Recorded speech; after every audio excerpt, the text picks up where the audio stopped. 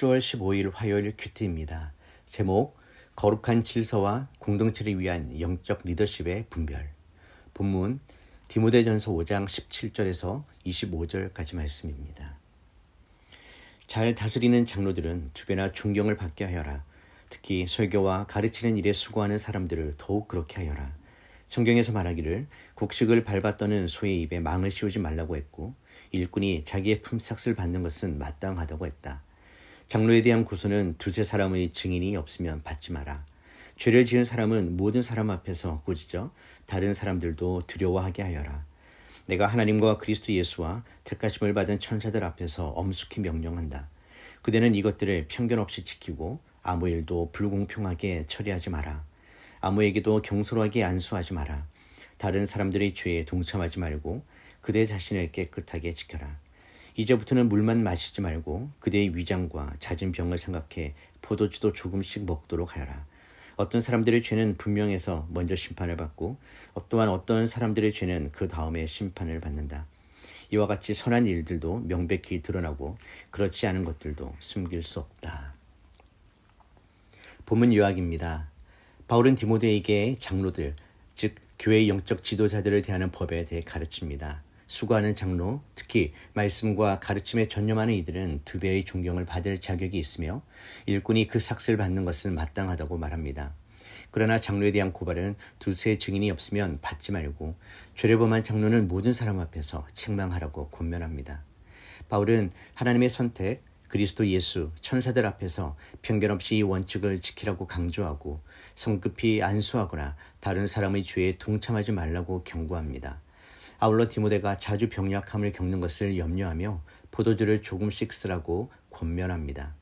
마지막으로 어떤 사람의 죄는 명백히 드러나고 어떤 것은 나중에 드러나며 마찬가지로 선한 일도 숨겨지지 않는다고 말하며 결국 모든 행실은 하나님 앞에서 드러난다는 진리를 강조합니다. 첫 번째 묵상입니다. 영적 리더십은 존중과 책임 사이에서 빚어집니다.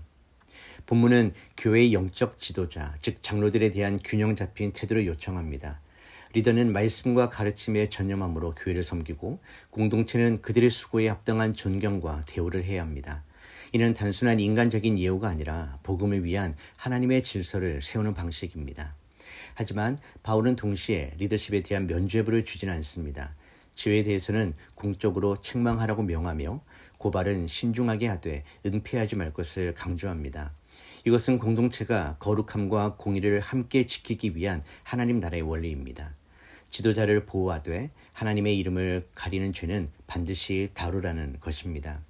오늘날 많은 교회가 리더십의 실패로 인한 상처를 겪습니다. 그 이유 중 하나는 존중과 책임의 균형이 무너졌기 때문입니다. 어떤 공동체는 리더를 지나치게 신격화하고 어떤 것은 리더를 감시 대상으로만 여깁니다.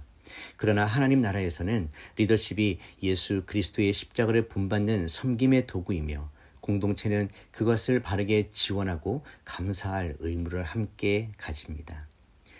적용 질문입니다. 교회 리더들을 복음의 기준으로 존중하고 기도하며 섬기고 있습니까? 공동체 안에서 영적 리더십을 바로 세우기 위한 나의 역할은 무엇입니까? 두 번째 묵상입니다. 드러나지 않는 것까지 보시는 하나님 앞에 서는 삶입니다.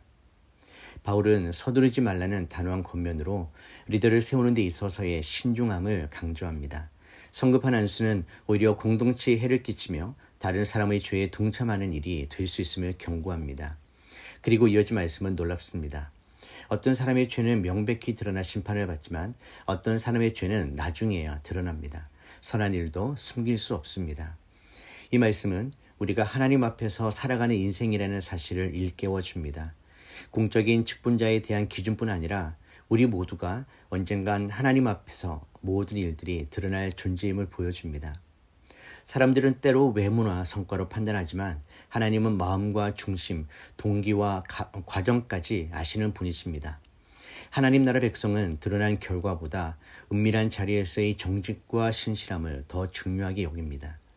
이 세상은 빠른 성공, 화려한 겉모습을 추구하지만 하나님 나라는 천천히 자라나는 진실한 믿음, 시간이 지나도 드러나는 선함을 귀하게 여깁니다.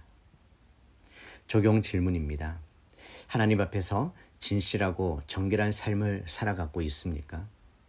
드러나지 않아도 신실하게 살아가는 삶의 자세가 나의 일상 속에 있습니까?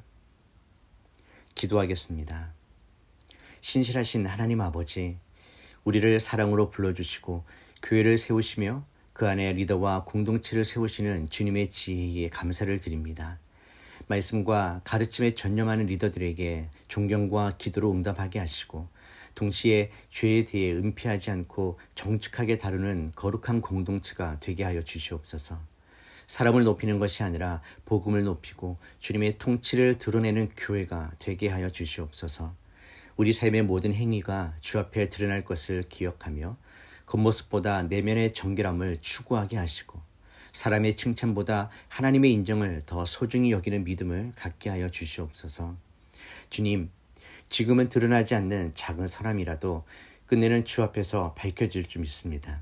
그래서 오늘도 진실하고 겸손하게 하나님 나라의 질서를 따라 살게 하시고 주님 다시 오실 날에 칭찬받는 종으로 서게 하여 주시옵소서. 예수님의 이름으로 기도드립니다. 아멘.